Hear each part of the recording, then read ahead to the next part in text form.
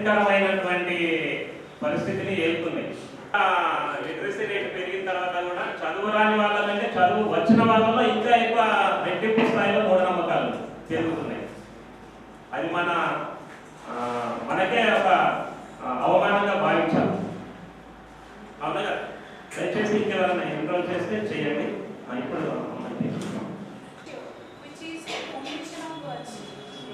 the word originally means to stand. Superstitions are irrational beliefs that vary across cultures and individuals and are often passed through generations. Some common superstitions include not cutting nails at night, not using a broom after sunset, not considering the number 13 to be unlucky, not opening scissors without cutting anything. Next, considering salt spilling in the dinner table to be an ill omen. Some common superstitions have negative impact on society in many ways, including hindering social progress. Superstitions can limit social progress and development by preventing people from using new technologies, causing crimes. Superstitions can lead to serious crimes such as burning of women accused to witchcraft. Next, exploiting people. Superstitions can exploit the peoples such as sexual abuse of women, childless women, incurring infertility. Effects of women.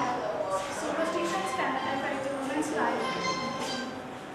Superstitions can affect a woman's life, making it difficult to live normal healthy life. Some superstitions, people create superstitions for a variety of reasons. Number one, to reduce anxiety. Superstitions can help people to reduce, and superstitions can lead to improve performance in skilled activities. Some travel false sense of certainty in the society.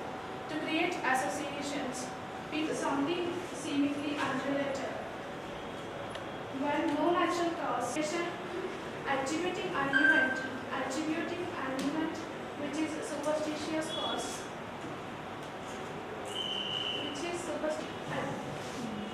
to take attribute event. Conclusion. Superstitions are irrational beliefs of mind. మంచి కావచ్చు, చెడు కావచ్చు. ఎందుకంటే మనం ఒక కత్తి తీసుకుంటే దాన్ని కూరగాయలు కట్ చేయడానికి వాడచ్చు, ఇంకొకటికి హాని చేయడానికి వాడచ్చు. అలాగే మూఢనమ్మకాలు మరి ఇందులో రెండు రకాలు ఉండొచ్చు. మనం మంచి అనుకునే చెడు కావచ్చు, లేదంటే చెడు అనుకునే మంచి కూడా కావచ్చు. అందులో ఒక రెండు ఎగ్జాంపుల్ చెప్తా. ఉపయోగపడేది కొందరు అనుకుంటారు, అంటే ఇంట్లో యూజ్ చేసే మిరర్స్ కానీ అవి పగిలిపోతే అమ్మాయిని తింటారు. గతంలో జిల్లా గ్రంథాలయ సంస్థ చైర్మన్గా ఉన్నారు. మరియు తెలుగుదేశం అధికారం ఉన్నప్పుడు రకంగా అమలు చేసినారు. ఆర్టీసీ కాకతీయ రీజియన్ చైర్మన్ కూడా చేశారు. వారు ఇప్పుడు ప్రస్తుతం లోకల్ అడ్వకేట్గా ఉన్నారు. వారు ఇప్పుడు ప్రజలను చైతన్యవంతం చేయడానికి రాష్ట్ర స్థాయిలో మూఢ నమ్మకాలను నిర్వహించడానికి చాలా ప్రయత్నం చేస్తున్నారు. ఈ మధ్య జిల్లాలో మన రాజేశ్వర్ గారు చేసిన కార్యక్రమాలకు కలెక్టర్ ఎస్పీ గారు స్పందించి చాలా అభినందించినారు. ఈ మధ్య నేను చూసిన పేపర్లో కూడా కాబట్టి పరిచయం చేసిన సార్ చాలా మందికి పరిచయమైనటువంటి చెన్నరాజేశ్వర అంతా నోడే. Thank you sir. చెన్నరాజేశ్వరికి ధన్యవాదాలు. పాతకాలంలో అంటే అద్దం తయారు చేయడం చాలా కాస్ట్లీ అన్నట్టు. దాని ద్వారా అద్దం ద్వారా కొడితే 7 సంవత్సరాలు మీకు చేస్తారు. అంటే అక్కడ అంత ఎక్స్పెన్సివ్ పెట్టి అది పగిలిపోతే అది మనకి నష్టమే కదా.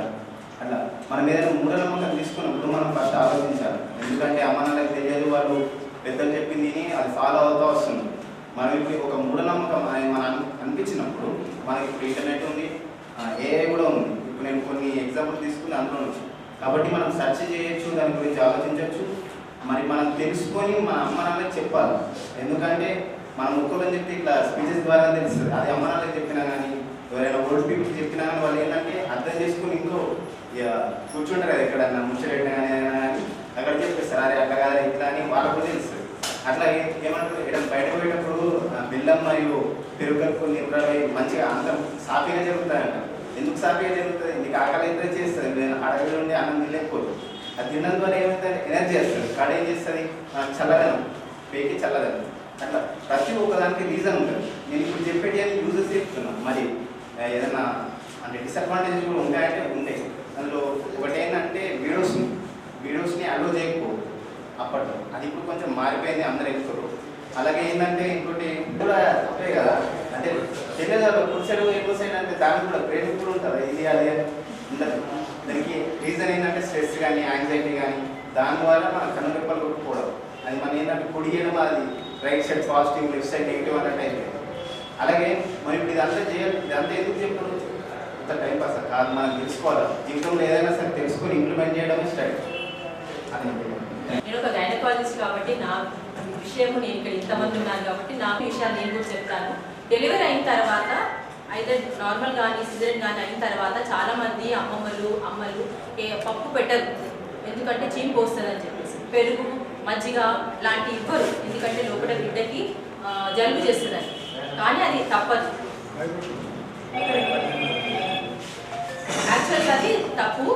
ప్రతి ఒక్కరూ పప్పుల్లో ప్రోటీన్స్ ఉంటాయి. పెసరపప్పు కానీ కందిపప్పు కానీ ఎలాంటి పప్పులైనా కానీ ప్రోటీన్స్ ఉంటుంది. అది గాయాన్ని మానడానికి కోసమని, తొందరగా హీల్ కావడానికి కోసమని ప్రోటీన్స్ మంచిగా పనిచేస్తాయి. ఓకే, మళ్ళీ పెరుగు ఇంకొకటి చల్లదనం, మనకి మంచిగా ఆకలి కావడానికి, తిన్నది అరగడానికి ఇది పెరుగు చాలా ముఖ్యం. దాంట్లో కాల్షియం కూడా ఉంటుంది. మనం పైనుంచి కాల్షియం ట్యాబ్లెట్స్ వేసుకుంటాం. సో అదే ట్యాబ్లెట్స్ బదులు మనం పాలు, పెరుగు తింటే, తాగితే మనకి కాల్షియం పెరుగుతుంది. సో ప్రోటీన్స్ మంచిగా ఉంటాయి, కాల్షియం బాగుంటుంది. ఇదే అవసరం పడుతుంది మనకి తల్లి పాలలో కూడా. ఇది ఎక్కువ ప్రోటీన్స్, కాల్షియం చాలా అవసరం ఉంటుంది. సో బిడ్డ కూడా ఎనర్జెటిక్గా ఉంటారు. అదే విషయము కొంచెం మీరు కూడా మీ ఇంట్లో వాళ్ళకి కూడా చెప్పండి. ఓకే, ఇంకొక విషయం ఏమంటే కాంట్రాసెప్టివ్ పిల్స్ వాడడం వలన ఓవరీస్ ఎండిపోతాయనో, ఇంకా మళ్ళీ పిల్లలు పుట్టారనో అనేది కూడా ఒక అపోహ ఉంది. డెలివరీ అయిన తర్వాత కొన్ని కాంట్రాసెప్టివ్ పిల్స్ వాడమని చెప్తే వాళ్ళ తల్లులు, అమ్మమ్మలు, నాయనమ్మలు లేదండి అలాంటి వాడితే మళ్ళీ పిల్లలు పుట్టరు అని ఇప్పుడు తరాన్ని ఆపుతున్నారు. కానీ యాక్చువల్గా అయితే అది చాలా మంచిది. ఓవేరియన్ పిల్స్ వాడడం మూలంగా ఓవేరియన్ క్యాన్సర్ కానీ బ్రెస్ట్ క్యాన్సర్స్ కానీ రాకుండా ఉంటాయి. తొందరగా ఓవరీస్ కూడా తగ్గిపోకుండా దాని ఫాలికల్స్ చాలా ఎక్కువ కాలం వరకు కూడా కన్సిస్టెన్సీ ఉంటాయి. కాబట్టి పిల్లలు ఊరికి అబార్షన్స్ చేసుకునే దానికంటే, అన్వాంటెడ్ ప్రెగ్నెన్సీ అని అబార్షన్స్ చేసుకునే దానికంటే డెలివరీ అయిన తర్వాత ఒక 2 years వరకు పిల్లలు కావద్దని ఏదైనా కాంట్రాసెప్టివ్ వాడడం మంచిది. ముహూర్తాల తోటి డెలివరీ కావాలనుకుంటున్నారు, అది ఎంతవరకు కూడా కరెక్ట్ కాదు. ఏదంటే అది న్యాచురల్ ప్రాసెస్లో డెలివరీ కావాలా, అంతే తప్ప మనం ఆర్టిఫిషియల్గా ఒక ముహూర్తం పెట్టుకొని ఆ ముహూర్తంలోనే మీరు సర్జరీ చేయండి అనేది చాలా వరకు తప్పు. ఇప్పటి కాలంలో నార్మల్ డెలివరీ కోసం ప్రయత్నం చేయాలి, నార్మల్ డెలివరీస్ కావాలని ప్రయత్నం చేయాలి. కానీ ముహూర్తాలు చూసుకొని ఆపరేషన్స్ చేసుకోవాలి. ఏదైనా కారణంగా ఆపరేషన్స్ చేయాల్సి వస్తే దాని కండిషన్ బట్టి ఒక డాక్టర్ గారు నిర్ణయిస్తారు ఏ టైంకి చేయాలని. కానీ మనం ఒక పేషెంటో, వాళ్ళ మదరు, వాళ్ళ అత్తగారు, వాళ్ళ భర్తను డిసైడ్ చేయకూడదు ఈ టైం కావాలని. అది చాలా వరకు తప్పు. అదొకటి. ఇంకొకటి ఏమంటే మనకి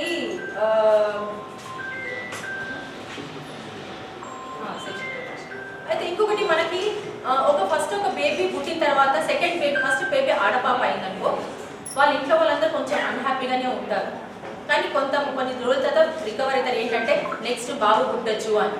సో మళ్ళీ తల్లి ప్రెగ్నెంట్ అవుతుంది. ప్రెగ్నెంట్ కాగానే ప్రెగ్నెంట్ నుంచి తనకి ఫోర్స్ మొదలవుతుంది. ఈసారి కొడుకే పుడతాడు కదా, ఈసారి ఖచ్చితంగా కొడుకే కదా. ఫస్ట్ బేబీ పుట్టిన వాళ్ళని కూడా అడుగుతుంటారు, నాన్న ఇప్పుడు నీకు ఎవరు తమ్ముడు కావాలన్నా చెల్లి కావాలన్నా ఏది వస్తుంది. సో ఇలాంటి ఒక ప్రెగ్నెంట్ ఉమెన్కి మెంటల్ టార్చర్ లాగా ఉంటుంది. ఆమెకు కంటిన్యూస్ ప్రెగ్నెన్సీలో కూడా ఈ ప్రభావం, ఈ ఒత్తిడి దాన్ని కంటిన్యూస్ ప్రెగ్నెన్సీలో కూడా పడుతుంది.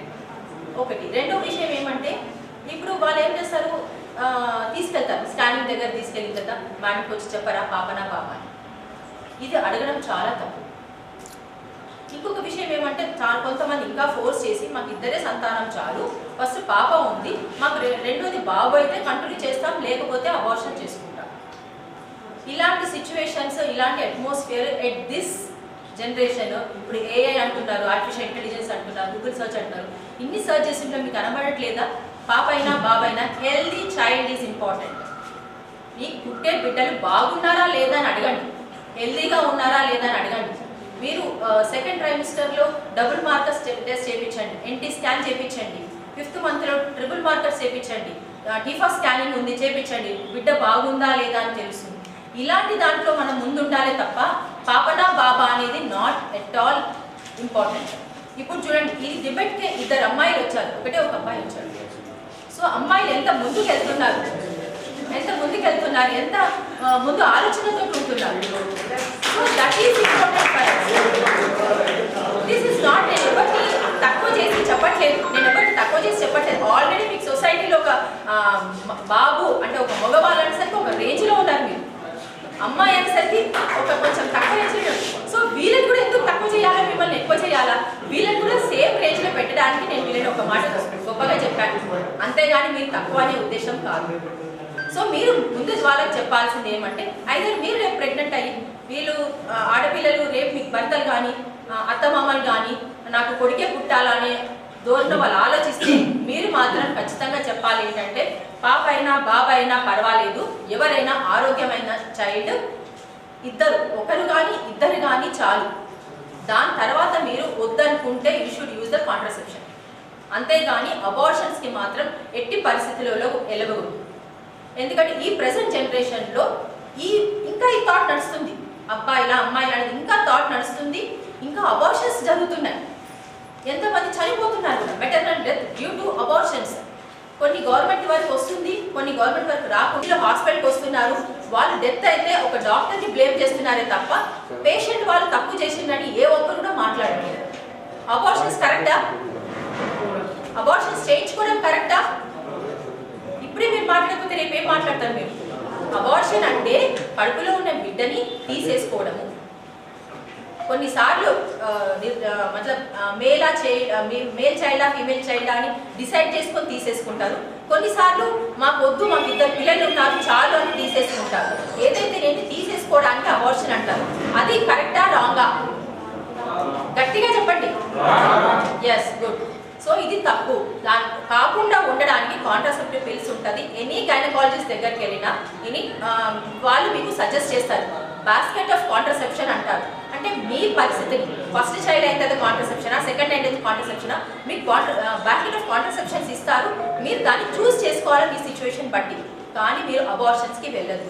మీ ఉన్న స్టేజ్లో నేను కొంచెం ఎక్కువ చెప్పొచ్చు, కానీ ముందు ముందు మీరు ఈ పరిస్థితి ఎదురవుతారు కాబట్టి మీకు ఇప్పటి నుంచే మీకు కొంచెం అవగాహన ఇవ్వడానికి నేను ఈ స్టేజ్ని నేను ఉపయోగించుకున్నాను. అబ్బాయి పుడితేనే నేను అంటే భార్యగా నేను స్వీకరిస్తా, లేకపోతే నేను వదిలేసి వేరే ఆమెని పెళ్లి చేసుకుంటాను వార్నింగ్ ఇచ్చుంటాను. అంటే చూడండి, అంటే ఇది 9th క్లాస్ 10th క్లాస్లోనే అయితే మెంటల్ థియరీలో ఉంది. పుట్టబోయే శిశువు అమ్మాయి అబ్బాయిని డిసైడ్ చేసేది పురుషుడే. XX క్రోమోజోమ్ XY క్రోమోజోమ్ ద్వారా డిసైడ్ అవుతుంది అక్కడ. కానీ స్కూల్లో చదివిన జ్ఞానాన్ని పక్కన పెట్టేసి మళ్ళీ మూఢనమ్మకాల వైపు వెళ్తున్నారు కాబట్టి అది చాలా మన సమాజానికి ప్రమాదం. ఈ సందర్భంగా మా డిప్యూటీ సహోద్యోగులు వెంకటేశ్వర గారికి, శ్రీనివాసరావు సార్ గారికి అత్యంత ప్రీతి మాత్రం మీ అందరికీ కూడా శుభోదయం. మూఢనమ్మకాలు మనం డిస్కస్ చేస్తున్నాం. సాధారణంగా మంచి చెడ అనాలిసిస్ చేసుకునే విచక్షణ జ్ఞానం ప్రతి ఒక్కరికి మనకు ఉంది. దాన్ని బేస్ చేసుకుని మనం డిసిజన్ తీసుకోవాలి. ఎక్కడ కూడా ఒక రైట్ థింగ్ చేయడానికి పర్ఫెక్ట్ టైం అంటే ఏం లేదండి. మీరు ఒక మంచి పని చేయడానికి వెళ్తున్నారు, యూ కెన్ ప్రొసీడ్, వెళ్ళొచ్చు.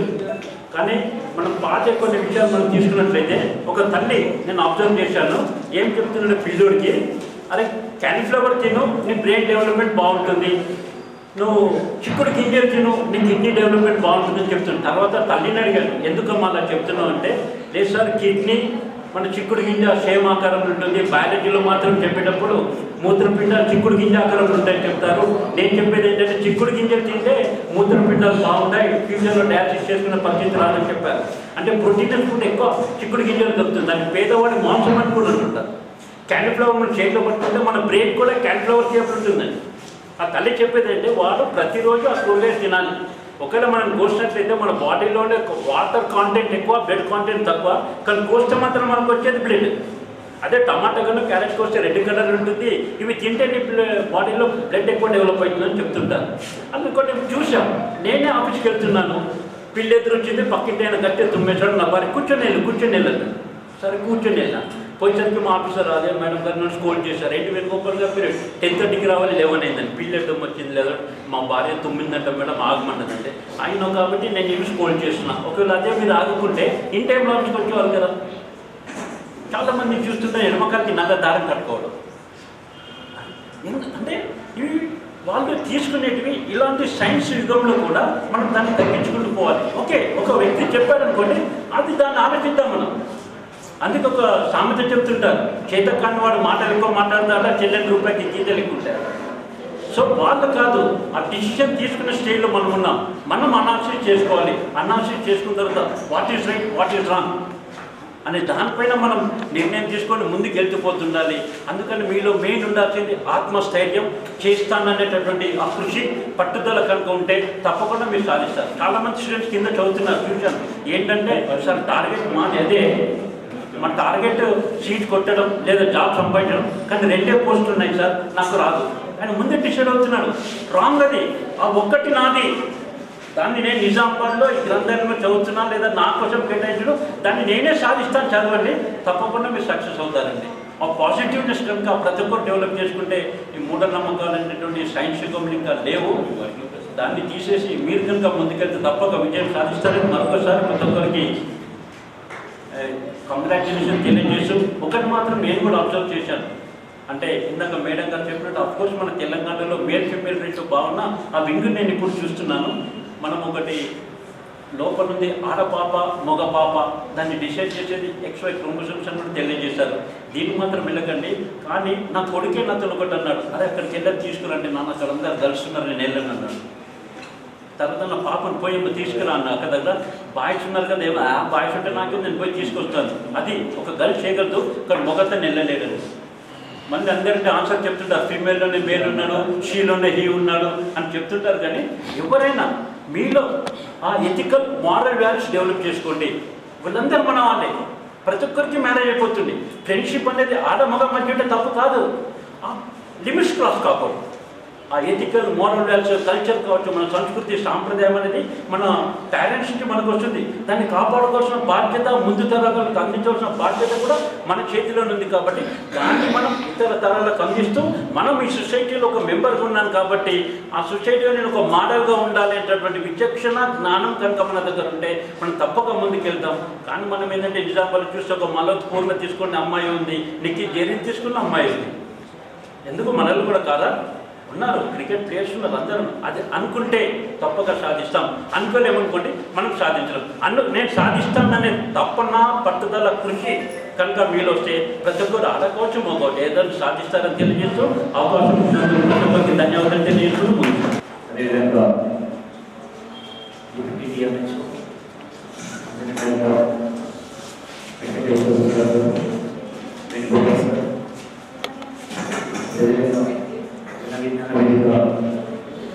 నుండి ఇచ్చినటువంటి రాజేశ్వర్ సార్,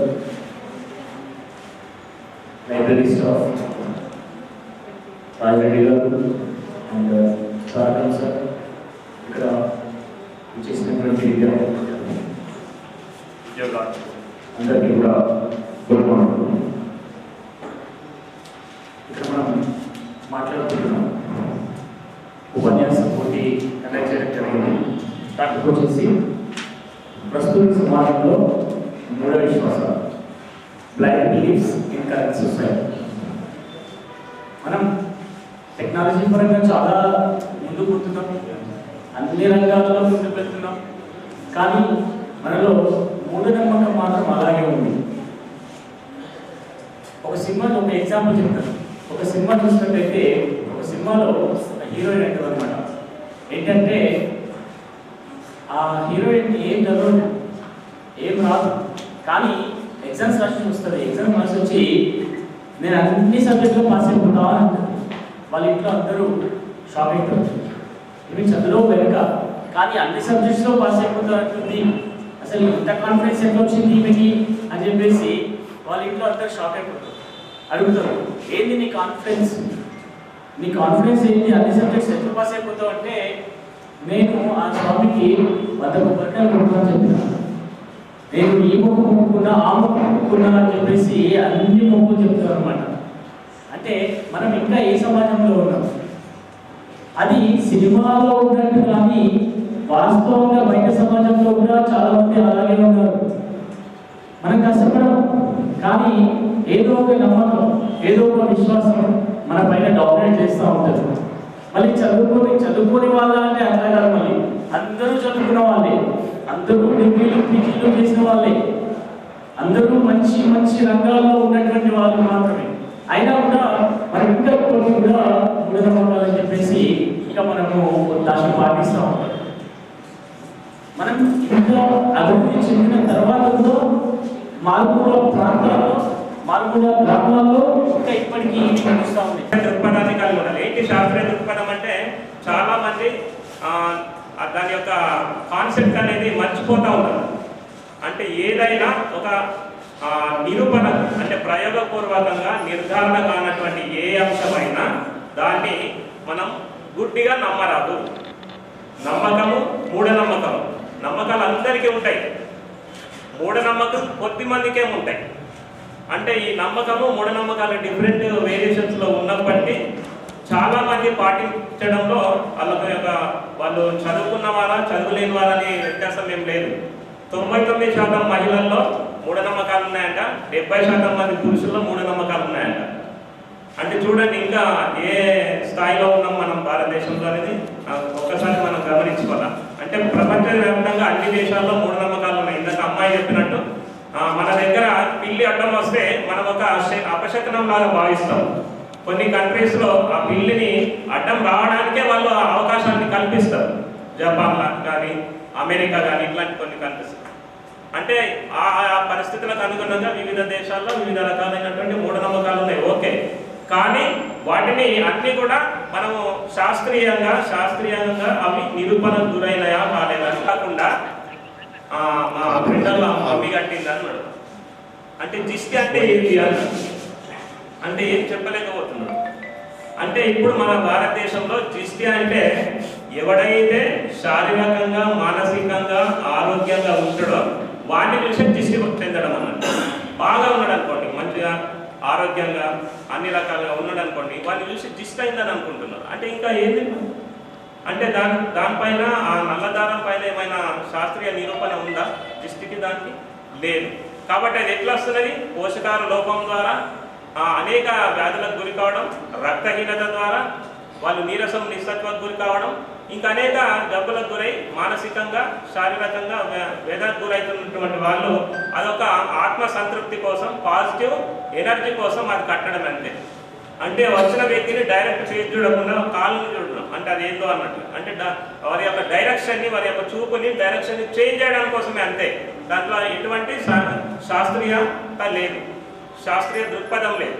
కాబట్టి అది మూఢనమ్మకం అని సైంటిఫిక్గా మనం చెప్పచ్చు. ఇంకోటి, ఈరోజు మార్నింగ్ వాకింగ్ వెళ్తుంటే ఒక చౌరస్తాలో కొన్ని బియ్యము ఒక కార్యక్రమం ఉన్నప్పటికీ మా అన్నగారు గౌరవనీయులు అంతరేటి రాజిరెడ్డి గారు యాక్చువల్గా వారు గ్రంథాలయ అధ్యక్షులుగా అయిన తర్వాత కలవడం కూడా కుదరలేదు. వారు మాట్లాడిన అన్న మీరు రావాలి అని చెప్పి అన్నప్పుడు తప్పకుండా వారు పిలిచిన తర్వాత వారిని కాదనలేక ఆ ముఖ్యమైన కార్యక్రమాన్ని కూడా పక్కన పెట్టేసి గ్రంథాలయానికి వచ్చి రాజిరెడ్డి గారిని కలవడం, అదేవిధంగా ఇతర మిత్రులు కూడా కలవడంతో పాటు మీ అందరూ కూడా కలుసుకునే భాగ్యం కలుగుతున్న ఉద్దేశంతో ఇక్కడ రావడం జరిగింది. సభాధ్యక్షులు అన్న అందిరాజు రాజిరెడ్డి గారు, డిప్యూటీ డిఎంఎండిఓ మేడం డాక్టర్ అంజనా గారు, వేణుగోపాల్ గారు, వెంకటేశ్వర్లు గారు అండ్ శ్రీనివాసరావు గారు, మిత్రులు రాజిరెడ్డి గారు అండ్ సోదరుడు రాజేశ్వర్ గారు, మరో సోదరుడు తారకం గారు and my dear young friends. నాకు చాలా ఆశ్చర్యం వేసింది. కనీసం అంటే అనుకుంటారు అనుకున్నాను, డిబేట్ అనే కాదు కానీ అఫ్కోర్స్ ఈ కాంపిటీషన్లో పాల్గొంటారు అనుకున్నాను. ఆశ్చర్యకరంగా కేవలం ముగ్గురు మాత్రమే పార్టిసిపేట్ కావడం, అందులో 66% మహిళలు ఉండడము, అంటే 33% బాయ్స్ ఉండడము. నిజంగా ఎరా తమ్ములకేమి ఇన్సల్ట్ అనిపించట్లేదు మీకు అసలు? It's very bad on your part. కనీసం మూఢనమ్మకాలు అని దేన్ని అనుకుంటున్నారు, అది ఉండాలా పోవాలా అదన్నా చెప్పాలి కదా. సమాజంలో మూఢనమ్మకాలు లేదా కాస్త మార్కులు పడతాయి. ఇక్కడ ఉన్నటువంటి జడ్జిలు మార్కులు వేస్తారు. ఇక్కడ కూడా స్మార్ట్ ఫోన్ తప్ప ఇంకెందులో మొహం పెట్టేది లేదా మనకు? ఎట్లా ఇలా అయితే ఇంట్లో అమ్మ కంటే ముందు లేసేది లేదు, చెల్లి అక్క కంటే ముందు లేసేది లేదు, నాన్న కంటే ముందు కూడా లేసేది లేదు. పొద్దున్న తెక్కినా కానీ చెప్తాను, రాత్రిపూట పడుకోవడము, పొద్దున్న తెక్కినాక లేవడము. ఎట్లా ఇట్లయితే సమాజం అంతా మీ చేతుల్లో ఉందని చెప్పేసి మేము అనుకుంటున్నాము. ఎక్కడ కనీసం సరే పార్టిసిపేట్ కాలేదు, మార్కులు వేసే పని లేదు. కనీసం ఇప్పుడు కూర్చోనని చెప్పండి, ఇప్పుడు మూఢనమ్మకం దేని అనుకుంటున్నారు? మీ మనసులో ఏమైనా ఉందా? బోర్డు ఉంటాయి. అది మూఢనమ్మకం కాదు, డౌట్ఫుల్ కూడా కొన్ని ఉంటాయి. అసలు ఇది కరెక్ట్, ఇది మూఢనమ్మకం కాదు, ఆలేదు పిచ్చోడు మూఢనమ్మకం అంటారు, కానీ ఇది నిజంగానే సైంటిఫిక్గా కరెక్ట్ అనే అంశాలు కొన్ని మీ బుర్రలో ఉంటాయి. ఇది పక్క 100% మూఢనమ్మకే, దీన్ని అసలు పక్కన పెట్టాల్సిందే అనే అంశాలు కూడా మీ బుర్రలో ఉంటాయి. అవే చెప్పచ్చు కదా.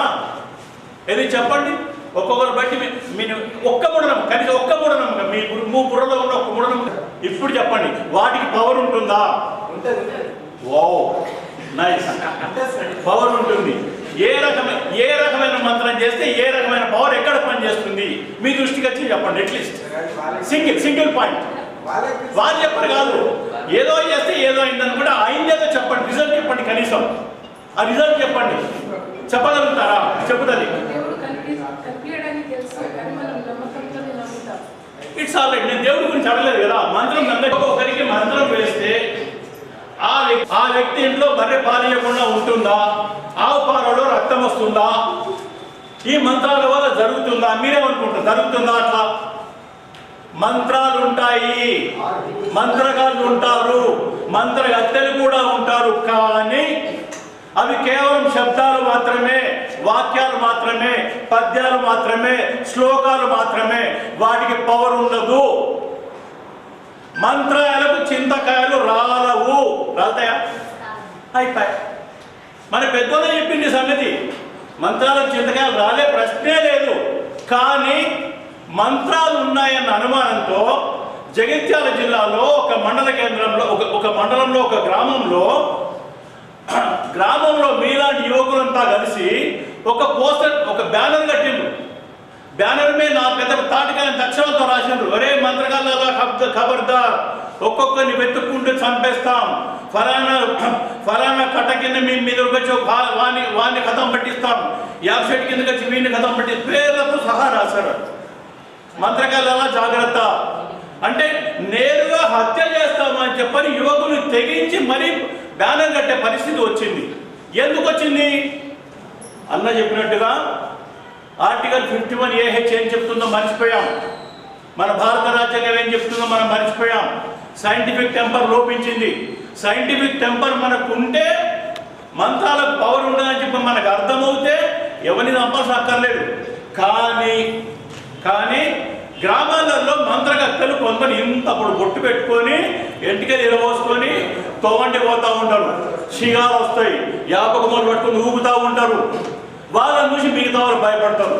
లేదు బుర్ర మీసాలు పెంచుకొని ఇంత బొట్టు పెట్టుకొని అటు పట్టు చుట్టుకొని లేదా తోవండి పోతూ ఉంటే ఆ పక్కన కూడా ఆ ముడగొడు కట్టుకున్నాడు. కంటే వాడు లోపడుకో, ఆడికంటే వాడు కన్ను మంచిగా ఆడేమని వేస్తాడు, మనం పక్కకు ఆడు దృష్టిలో పడకు.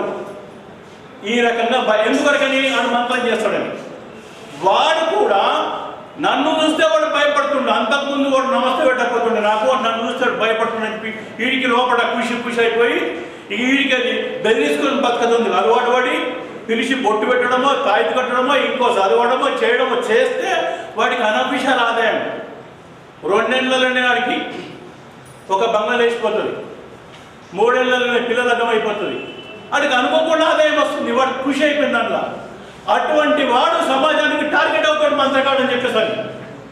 అటువంటి వాడిని వీడియో పట్టావు ఆ అమ్మాయి పడిపోయింది, వీడియో పట్టేవాడు కాలు పడిపోయిందో, వాళ్ళ గుడి చచ్చిపోయింది, ఇలా బర్రె చచ్చిపోయింది, ఇవి బాగా బాధిస్తలేదు అని చెప్పేసి అని అన్నిటికీ కారణం వాడే అని ఊరంతా కట్టకట్టుకొని ఊళ్ళకి కొత్తోడు రావద్దు పాతోడు పోవద్దు అని చెప్పని మొత్తాన్ని కథం పట్టించేస్తారు.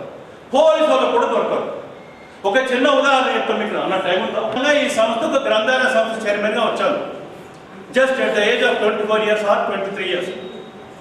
ఆ టైంలో నీ గ్రంథాలయ సంస్థ చైర్మన్గా వచ్చాను నేను. ఆ సమయంలో నిజామాబాద్ పక్కన చిన్నాపురం అనే గ్రామం ఉంది, మీరు పేరు వినే ఉంటాం. విజయార్జు రూరల్ ఇంజనీరింగ్ కాలేజ్ గండి దాటిన తర్వాత చిన్నప్పుడు గ్రామం వస్తుంది కల్లెడి పక్కన.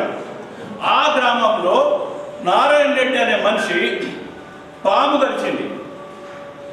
పాము గడవడం వల్ల తన బంధువులు స్థానికంగా ఉన్నటువంటి మంత్రగాడి దగ్గర తీసుకుపోయింది. మంత్రగాడు పాము మంత్రం వేస్తే దిగిపోతాడు. దిగుతుందా? తీసుకుపోయాడు. కింద మీద తిప్పలు ప్రయత్నం చేసి ఈ మనిషి పురుషులు కప్పుతుండు, మురుగలు కప్పుతుండు, ఇది నాకు రాయటట్లే అని చెప్పేసి అని లేదు ఇది మామూలు పాము కాదు కరిచింది. ఎవడో మంత్రం వేసి ఆ పామును ప్రత్యేకంగా ఈయన దగ్గరికి పంపించి కనిపిస్తేనే కరిచింది. ఆ మనిషిని పట్టుకొని ఆ మనిషి మళ్ళీ మంత్రం వేసి ఆ పామును పిలుస్తాడు. ఆ పాము మళ్ళీ వస్తుంది, ఏడాదిగా కలిసింది ఆడ మూతి పెడుతుంది, ఆ ఈసం మొత్తం గుంజుకుంటుంది. అప్పుడు ఈ మనిషిని వేసుకొస్తుంటాడు. ఏడ దొరకరాడు. ఒక నిజంగా వేసింది ఉంటే మంత్రం వేస్తే పాము పంపించింది ఉంటే దొరుకుతాడా వాడు? ఎక్కడున్నాడు చెప్పు, ఎవరున్నాడు? వీళ్ళు ఊళ్ళో ఉన్నాడు, నీకు తెలుసుకో, మీకు తెలుసుకో. అది చెప్పింది ఒకటే మాట, మీకు తెలుసుకో అంటే ఎవడికి వాడు ఓడికి ఎవడు వాడి రాకపోతే ఎవడి దృష్టిలో వాడు ఉంటే వాడే మంత్రగాడు అనుకోవాలి. ఈలోపు రాబోయే అని చెప్పాను. ఒక ఆర్ఎంపీ డాక్టర్ని తీసుకెళ్తే అరే చాలా నా ప్రాణం చుట్టుకుంటే నేను సరిగ్గా వైద్యం చేయాలని భయం అవుతాను చెప్పని పెద్ద డాక్టర్ని తీసుకుపోని చెప్పంటే నిజామాబాద్ తీసుకొచ్చిండ్రు. నిజామాబాద్ ట్రీట్మెంట్ ఫస్ట్ ఎయిడ్ చేసిండు, ఇది కుదరదని చెప్పేసి నిమ్స్ షిఫ్ట్ చేసిండ్రు. నారాయణ రెడ్డి అనే విషయం చెప్తున్నాను, జరిగిన సంఘటన చెప్తున్నాను. నిమ్స్కి షిఫ్ట్ చేసిండ్రు. నిమ్స్కి వెళ్ళిన తర్వాత 13 రోజుల తర్వాత నవరంధ్రాల నుంచి బ్లడ్ మొత్తం యూజ్ అవుతాయి, మనిషి చనిపోయారు. మేడం మీకు తెలిసే ఉంటుంది, using of blood automatic identify చేసినా వచ్చినాయి ఇట్ ఈస్ హీమోటాక్సిన్ పనిచేసింది దాని మీద. హీమోటాక్సిన్స్ అంటే ఆటోమేటిక్ అసల్స్ వైపర్ ఆర్ ఎనీ వైపర్ ఏ తాయెత్తు పనిచేయది. పాముల నర్సా ఇచ్చి ఫోన్ చేయడం ఆ దగ్గర ఉండి దెబ్బ కొట్టినా పనిచేయది. అట్లనే పాము దారాలు పనిచేయేవి, పసరులు పనిచేయేవి, చెట్టు వేర్లు పనిచేయవు, మూలికలు పనిచేయవు. కేవలం పనిచేసేందల్లా యాంటీవెనమ్ ఇంజెక్షన్ మాత్రమే సఫిషియెంట్ డోస్, అది కూడా ఇన్ టైంలో ఇస్తేనే బతుకుతాడు. వాళ్ళు వెళ్ళడే కనుక నిజామాబాద్ సరైన డాక్టర్ దగ్గరికి వచ్చిన వాటికే గవర్నమెంట్ హాస్పిటల్లో యాంటీవెనమ్ డోసెస్ ఉంటే పర్ఫెక్ట్గా వచ్చిన వాటికే మనిషి బతుకుతుండే. And Y either X or Y transmit అవుతేనే రీజన్ మనిషి నుంచి వచ్చిన ఆ వై. సార్ వాళ్ళు ఇప్పటి వరకు చాలా విషయాలు మనకు తెలియజేశాను. నేను నా జీవితంలో ఒక చిన్న ఇన్సిడెంట్ జరిగింది, అది కూడా నా కుటుంబంలోనే జరిగింది, వేరే వాళ్ళ విషయంలో కాదు. అయితే ఆ విషయాన్ని మీతో చర్చించాలనుకొని వచ్చాను. Thank you. మళ్ళీ నేనేం చెప్పాలనుకుంటున్నా అంటే మా అత్తమ్మ ఉంది, మా అత్తయ్యకి మోకాళ్ళ నొప్పులు బాగా. మళ్ళీ మాది ఒక పల్లెటూరు, ఆ పల్లెటూరులో మూఢనమ్మకాలు చాలా. తుమ్మినా దగ్గినా కొంచెం రెడీ అయినా బయటికి వెళ్తే ఏమో బయటికి వెళ్ళి అలసిపోయి ఇంటికి వచ్చినా ఏమో అయింది, ఏదో జరిగింది, అందుకే ఇట్లా అయింది అనే నమ్మకాలు బాగా చాదస్తం బాగా. మా అత్తయ్యకి ఒక 2 months నుంచి హెల్త్ బాగాలేదు. ఆమె ఎప్పుడు అంటే ఇట్లా తినడకపోవడం, నాకు ఎవరో ఏమో వేస్తున్నారు, ఏదో జరుగుతుంది, అక్కడ ఇట్లా దాటులో బియ్యము అవి గుడ్డు పెడతారు కదా సార్, నిమ్మకాయలు ఇట్లా పెట్టిన ఎక్కడో ఎవరో ఏమో చేస్తున్నారు. ఆమె కోబియా మొత్తం నాకెవరో ఏమో చేస్తున్నారు, అందుకే నాకు హెల్త్ ఇట్లా అయిపోతుంది, నాకెవరో ఏమో చేస్తున్నారు, హెల్త్ ఇట్లా అయిపోతుంది అని ఆమెతో 2 months చూసినాం. చూసిన తర్వాత నాకేమనిపించిందంటే ఈ కాలంలో ఇట్లాంటివి ఎందుకు ఉంటాయి, అసలు ఉండవు కదా, మా అత్తమ్మ ఎందుకు ఇంత ఫీల్ అవుతుందామే ఇట్లా, అసలు ఇది కరెక్ట్ వే కాదు. 2 months చూసినాం, హాస్పిటల్కి తీసుకెళ్ళినాం, ఇక్కడ చూపించినాం. హాస్పిటల్కి తీసుకెళ్తే డాక్టర్ గారు ఏమన్నారంటే ఒక మాట, ఆమెకు రక్త కణాలు తక్కువ ఉన్నాయమ్మా, నరాల వీక్నెస్ ఉంది, మళ్ళీ ఏజ్ 56 కాబట్టి ఆ ఏజ్ ఎఫెక్ట్ ఆమె మీద పడడం వల్ల మోకాళ్ళ నొప్పులు స్టార్ట్ అయినాయి, అంతేగాని ఆమెకి ఏం లేదమ్మా హెల్దీగా ఉంది అని అన్నారు. హాస్పిటల్కి వెళ్ళినాం, చూపించినాం, తీసుకొని వచ్చినాం. అయినా సరే ఆమె ఇంకా వీక్గానే ఉంది. అంటే ఆమె మనసులో ఒకటి ఫిక్స్ అయిపోయింది, ఇట్లా అయిపోతుంది అంటే నేను ఇప్పుడు ఎంఏ తెలుగు బీఈడి కంప్లీట్ అయింది, సైన్స్ స్టూడెంట్స్ కాబట్టి నాకు ఏమవుతుందో అర్థమైపోయింది. నెక్స్ట్ డే నుండి ఆమెకు ఒకటే విషయం చెప్పిన, అత్తమ్మ మార్నింగ్ తొందరగా లేచి ఎక్సర్సైజ్ లాంటివి చెయ్యి, మార్నింగ్ లేవగానే ఒక ఎగ్ తిను, పాలు తాగు, టీ తాగకు, అస్సలు టీ తాగొద్దన్నాడు డాక్టర్ అన్నా. కానీ ఆమె కొంచెం మిల్క్ తాగుతుండే, ఒక ఎగ్ తింటుండే, మళ్ళీ మధ్యాహ్నం మంచిగా తింటుండే, పడుకుంటుండే, మళ్ళీ లేచి మళ్ళీ అదే ప్రతిరోజు అదే మాట. ఆమెకు ఒకటే చెప్పిన, ఇగో నేను టెంపుల్కి వెళ్ళిన, ఆమెకు దైవభక్తి బాగా, టెంపుల్కి వెళ్ళినత్తమ్మ, ఇగో టెంపుల్లో మీకు కీవి పళ్ళు తినబెట్టమని చెప్పిండు పూజారి, నువ్వు కీవి పళ్ళు తింటే నీకు హెల్త్ బాగుంటుంది అంట. మీకు 2-3 డేస్ ఆ కీవీ ఫ్రూట్స్ని 2 బాక్సెస్ ఇచ్చిన, ప్రతిరోజు కంపల్సరీ. మేము చెప్పకుండా ఆమె తీసుకొని తినేస్తుండే. తినగానే ఆమెకి ఏమైందంటే ఎనర్జీ వచ్చింది, కొంచెం బాడీలో కొంచెం ఎనర్జీ వచ్చి దేవుడి కాడికి వెళ్తేనే అట్లా అయిందా. అవునత్తమ్మ నువ్వు దేవుడి కాడికి వెళ్ళినాము, తిను, నీ హెల్త్ బాగుంటుంది. మరి అట్లానే బొప్పాయి పళ్ళు కూడా తీసుకొచ్చి తినొద్దమ్మా, తింటే హెల్త్ బాగుంటుంది అని ఇట్లా ఆమెకు చెప్పడం వల్ల ఆమె ఇప్పుడు 1 year అవుతుంది, ఆమె చాలా ఇంప్రూవ్ అయిపోయింది. ఆమె ఇప్పుడు మూఢనమ్మకాలు అక్కడ అవి పెట్టింది, ఇక్కడ ఇవి పెట్టిందంటే నమ్ముతలేదు. ఆమె కొంచెం నీరసంగా అనిపించేసరికి ఏమంటుందంటే, ఇక కివి పళ్ళు తెస్తావు కదా అవి తీసుకురా, ఉప్పాయి పళ్ళు తీసుకొస్తావు కదా అవి తీసుకురావా అంటే, ఆమె ఫోకస్ అంతా అక్కడి నుంచి ఈ పళ్ళు తింటే ఇంత ఎనర్జీ వస్తుంది, ఈ పళ్ళు తింటే ఇంత ఎనర్జీ వస్తుంది. మళ్ళీ మధ్యాహ్నం 3 పూటలు అన్నం తినేది, కానీ ఇప్పుడు ఒక పూట చపాతీ తింటుంది, ఆమెనే ఒక పూట ఫ్రూట్స్ తింటుంది, నైట్కు ఇంకా రైస్ ఏదో ఒకటి తింటుంది. అంటే ఆమె పనులు ఆమె చేసుకోవడానికన్నా ఉండాలి అని నేను అనుకొని ఆమెతో చేయించినందుకు ఇప్పుడు ఆమె హెల్త్ బాగుంది. ఆమెనే ఇప్పుడు నన్ను సపోర్ట్ చేసి, నువ్వు చదువుకోవడానికి వెళ్ళమ్మా, నేను ఇంటి దగ్గర పనులని చూసుకుంటా అని చెప్పే స్థాయికి వచ్చింది. అంటే మూఢనమ్మకం ఆమెకి ఏంటంటే ఫిక్స్ అయిపోయింది. అప్పుడు ఎట్లా అంటే, నాకేమో ఎవరు చేస్తున్నారు పల్లెటూళ్ళలో బాగా ఇట్లా చేస్తారు, అవి చేస్తున్నారు ఇవి చేస్తున్నారన్న ఫోబియాలో ఉన్న ఆమె ఇప్పుడు నువ్వు నిజామాబాద్ వెళ్తున్నావు కదా, నాకు ఫ్రూట్ తీసుకురా, నాకు పండ్లు ఏమైనా తీసుకురా నేను తినడానికి అనేసి నాకే చెప్తుంది. మేము ఒక రోజు తీసుకోకపోతే మీరు ఇవి తినలేరు, బీట్రూట్స్ ఇట్లా తీసుకొచ్చి పెడితే ఆమెనే కట్ చేసి ఆమె హెల్త్ ఫస్ట్ చూసుకున్న తర్వాతే మమ్మల్ని ఆలోచిస్తుంది. అంటే మూఢనమ్మకాల నుంచి మనం చదువుకున్న వాళ్ళం కాబట్టి మనం వాళ్ళని అలా చెప్పడం కన్నా వాళ్ళ ముందట మనం చేసి చూపించాలి కొంచెం. అంటే మనం కొంచెం ఇప్పుడు బయట విషయాలు ఆలోచించడం కన్నా మన ఇంట్లో విషయాలు ఎక్కువ ఆలోచించుకోవాలని నా ఉద్దేశం. ఇప్పుడు మనం కూర్చుంటాం చదువుకునేటప్పుడు, ఇట్లా చదువుకుంటూనే అమ్మాయి వీడియోలు చూస్తాయి, ఒక అమ్మాయి ఫోటోస్ చూస్తాయి, ఒకళ్ళనొకళ్ళు చూసుకుంటూ అవుతారు. వాళ్ళ మీద మన ఫోకస్ ఎందుకు, మన మీద మనం అంటే ఇతరుల మీద ఫోకస్ చేసే బదులు మన మీద మనం చేసుకుందాం, మన పని మనం చేసుకోవాలి. కానీ ఇతరుల గురించి అస్సలు ఆలోచించద్దు. అంటే నేను నా జీవితంలో నేర్చుకున్నది అదొకటే, మన పని మనం కరెక్ట్గా చేసుకుంటే మనం మనల్ని చూసి ఇతరులే అనుకుంటాం, అమ్మో వాళ్ళ పనులు వాళ్ళు చేసుకుంటాం, మన పని మనం చేసుకుంటాం, గలుగుతుంది మనకెందుకు, అట్లాంటి ఆలోచన ఉండాలి. కానీ వాళ్ళు అట్లా చేస్తున్నారు, ఇట్లా ఎవరు ఎట్లా చేసుకుంటే మనకేం, మనం ఎట్లున్నామో ఫస్ట్ మనం ఆలోచించుకోవాలి అని నేను అట్లా ఫీల్ అవుతాను. కాబట్టి నేను ఆ విషయాన్ని చర్చించాలనుకున్నాను. మూఢనమ్మకాలు ఉంటాయి కూడా, అది ఒక మానసిక రుగ్మత అంతే. వాళ్ళు ఏమనుకుంటారంటే అది ఏదో అయిపోయినా అంటే హార్ట్లో బీట్ పెరుగుతుంది, నరాలలో ప్రెషర్ ఎక్కువ అవుతుంది, ఆ బాధకి వాళ్ళకి అట్లా అవుతుంది అంతే తప్ప పెద్ద అది రాదు కదా. అంటే నేను అట్లా ఆలోచిస్తా. మా ఇంట్లో ఇప్పుడు ఏదైనా సరే మా పక్కింటి వాళ్ళు కానీ వాళ్ళు ఏదైనా వచ్చి, మా పిల్లోడికి 2-3 days అవుతుంది అడుగు ఇట్లా పోయిండు, వాళ్ళ ఇంటి ముందట అది ఎవరో చనిపోయిన పాపం వాళ్ళు ఏదో హెల్త్ బాగాలేక అనుకుంటే వాళ్ళ ఇంటి ముందట నుంచి వచ్చినందుకు వాడికి ఏమవుతుంది, అసలు వాడికి ఏమీ కాదు, అయ్యో ఏం కాలేదు అయితే నువ్వు ఏం చెయ్యకు, వాడికి నిమ్మరసము ఏదో ఒకటి తాగిపియండి ఎనర్జీ ఉంటుందని ఇట్లా చెప్తాం. కానీ వాళ్ళకి ఇట్లా ఏం అంటే వాళ్ళని అట్లా మూఢనమ్మకాలతో కాకుండా. థ్యాంక్ యూ సో మచ్ నాకు ఈ అవకాశం వచ్చింది.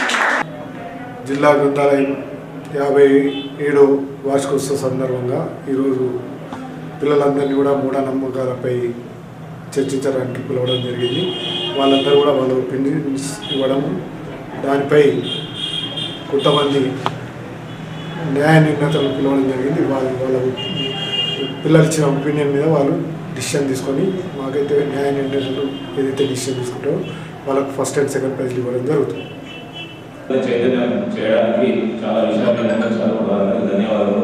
ఈ కార్యక్రమానికి సభాధ్యక్షత వహించినటువంటి జిల్లా గ్రంథాల సంస్థ చైర్మన్ శ్రీ అభివృద్ధి రాజయ్య మరియు ముఖ్య అతిథులు హాజరైనటువంటి డి అంజన డిప్యూటీ డిఎంఎన్హెచ్ఓ గారికి మరియు జన విజ్ఞాన వేదిక ప్రత్యేక ఆహ్వానితులు హాజరైనటువంటి జన విజ్ఞాన వేదిక రాష్ట్ర అధ్యక్షులు జిల్లా గ్రంథాల సంస్థ మాజీ చైర్మన్ శ్రీ చెన్నల రాజేశ్వర్ గారికి మరియు న్యాయ నిర్ణేతలుగా వచ్చేసినటువంటి Shri Venugopal DNC DMHO officer, అలాగే వెంకటేశ్వర్ గారు డిఎన్సి డిఎంహెచ్ఓ గారు మరియు శ్రీనివాసరావు గారు న్యాయ నిర్ణేతలు, వీరికి మోడల్ స్కూల్ మాల్గొండ గారు మరియు డిప్యూటీ లైబ్రరీయన్ రాజేష్ గారు మరియు మన మీడియా సోదరులకు, గ్రంథాలయ పాఠకులకు అందరికీ ధన్యవాదాలు. మరియు నిన్న చిత్రలేఖనం పోటీ నిర్వహించిన న్యాయ నిర్ణేత శ్రీ రాజేంద్ర ప్రసాద్